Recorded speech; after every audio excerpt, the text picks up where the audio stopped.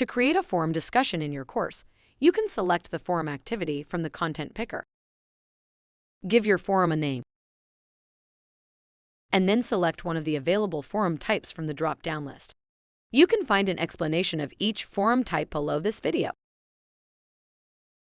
You can then go on to specify attachment and word count restrictions for posts made in this forum. You can set the maximum size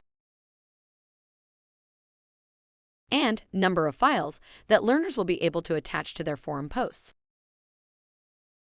You can also enable display word count to show the number of words at the bottom of each post. When learners are subscribed to a forum, they will be notified of each new posting. You can set the subscription mode to determine whether and how learners can subscribe or unsubscribe from forums. By default, forum notifications are sent about 30 minutes after a post was saved.